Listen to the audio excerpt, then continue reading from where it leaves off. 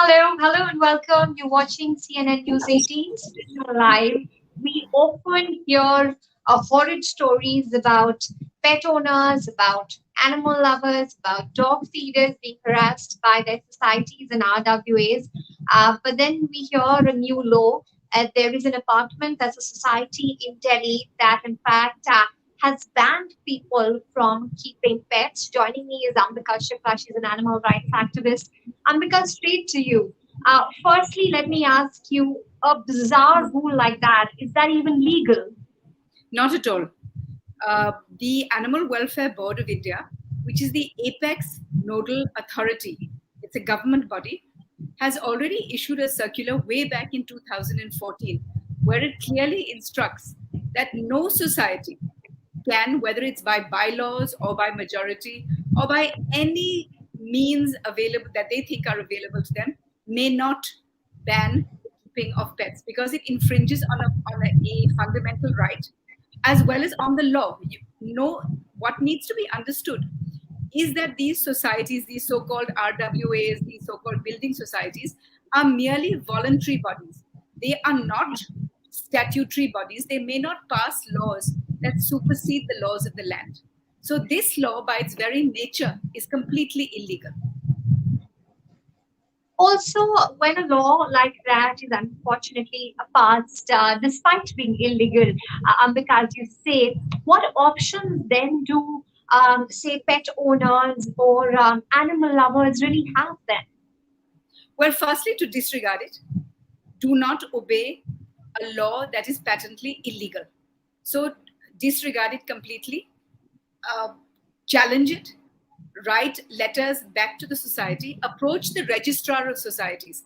The registrar of societies is the is the authority that sanctions the functioning of any RWA or building society.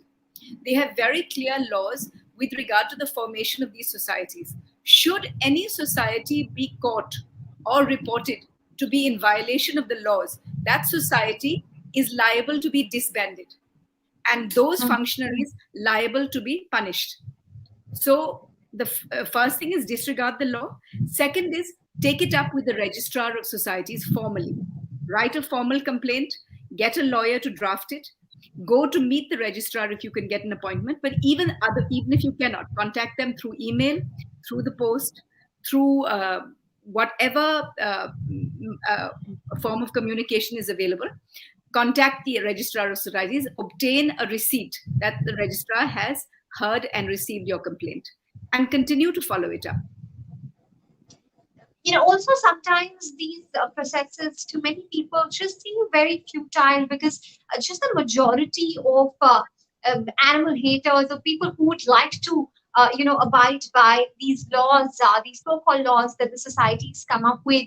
uh, there are many tenants, for example, in IFS society that's passed this ridiculous law, are now forced to move out, unfortunately. Well, the purpose of any civilization and the purpose of having any so-called society is that laws operate, not brute force. So we cannot claim to be back in an age where majority is authority. Otherwise, what is the purpose of any kind of civilization? If it's going to be the law of the jungle, then let's drop the pretense. So majority is never authority in any civilized society or nation. And we need to understand that. Laws have been formulated with a great deal of care and concern and not arbitrarily. These laws have gone through committees, they've gone through challenges, they've gone through legal opinion, they've gone through constitutional experts. When a law is formulated, it's a very complicated and arduous process. Once it is formed into a law, all sections of society have already put in their input. And finally, this law has emerged, which reflects what is best for society according to the government that we have elected. If you have a problem with that, there are ways to legally address it.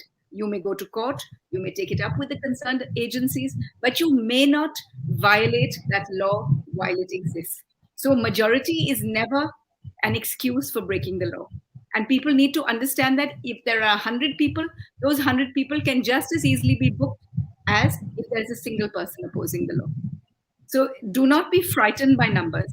The law is on your side. If you are a pet owner or an animal person who's following the law and observing the law with regard to animals, you have nothing to fear from a majority. Tackle the police. The police is the agency responsible for law and order. Should a majority try and assault you, and there have been such instances, the police is required to step in with the most stringent action. Okay, assault is a cognizable offense. The person can be jailed. So do not be afraid to call the police. The best thing is to call 100 when you're in a position where you feel you're alone or threatened. Do not be afraid to call the police. Call 100.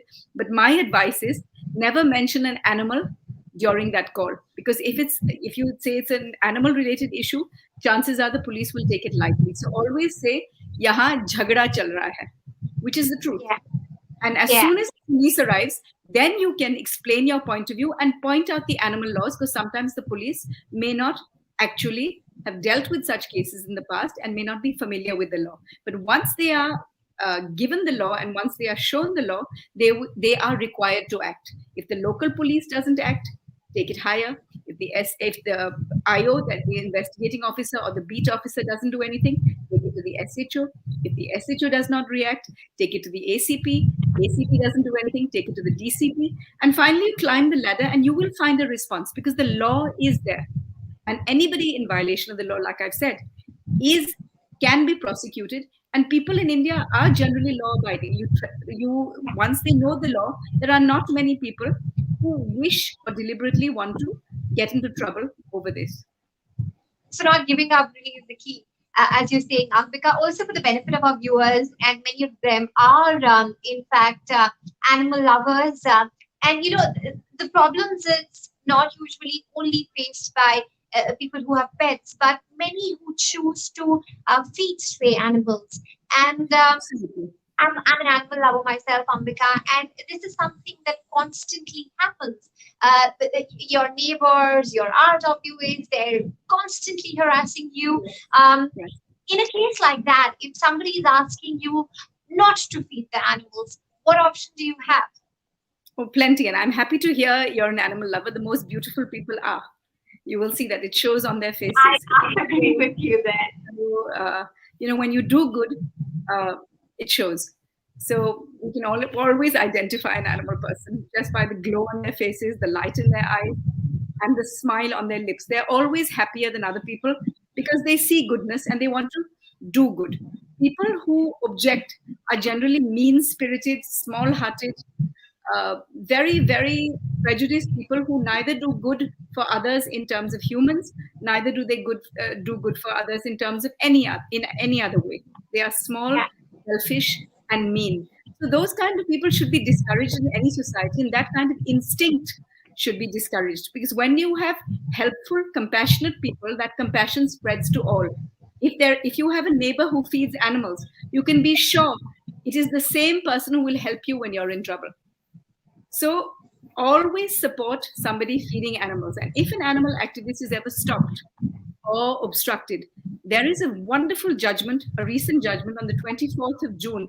Justice Midha of the Delhi High Court has given a very detailed and very expansive judgment saying that nobody can obstruct anyone from feeding an animal. It is the animal's right to food and water and freedom from fear. And he has gone on to actually specify that in case there are no animal feeders, it is actually the RWA's responsibility from its own funds to feed those animals, and not just feed them, but to actually treat them or arrange medical treatment for that sick, injured animals from RWA funds. So we have the law on our side and we must learn and take advantage of it. Okay, so when we have the law doing good, it is up to each one of us to how much we can use that law to enforce it and to improve conditions for animals. So never be frightened. You have the law on your side. The Prime Minister himself has gone in his Man Ki Baat. He has given a yeah, whole speech on praising dog feeders and saying how the whole nation should support them.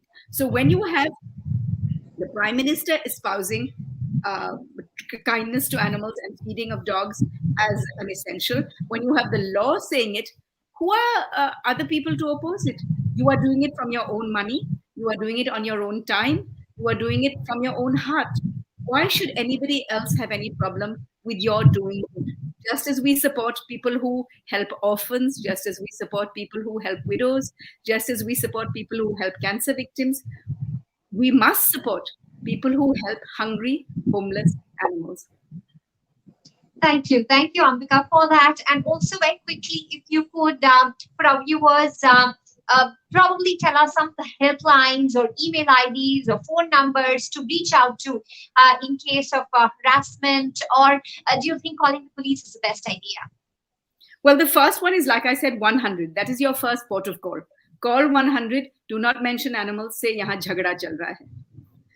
The second one, if you see an animal in trouble, in the sense of an animal stuck in a nali, or a bird caught in a tree, or with manja wrapped around her wings, call the fire department. It is a wonderful service. They always come out to help animals. So 101 is the fire department. Whenever you see an animal stuck somewhere in a place where you cannot get to it without a ladder or some special assistance, do not hesitate to call the fire department. They always respond, and they always respond wonderfully. And I take this opportunity to thank them.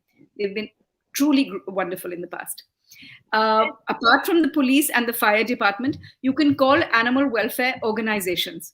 There is People for Animals, which is always ready to help. There are other organizations in the city. Every city has an animal welfare organization. So when you have a little time, do a little research on the net. We are so blessed to have the net now to be able to get this information in a speedy, timely fashion. That take a little time. Keep these numbers handy. A local animal welfare organization. Call them at once. There are usually groups that can reach you, or at least support groups can reach, if not now, then the next day, who will accompany you to the police station, take you through the formalities, take up the case. There are WhatsApp groups. There are a number of WhatsApp groups that help animals. So check on these groups. Keep a list. If you're an animal feeder, please do take these precautions. Have numbers handy. Like you said, it's very, very important to get help when you need it. Yes, thank you, Ambika. Some of these numbers that you shared with us, the fire line, in fact, it's something that I think many don't know about, and this could really come in handy. Thank you again for speaking to CNN News 18. Very happy to be here, and thank you for doing this.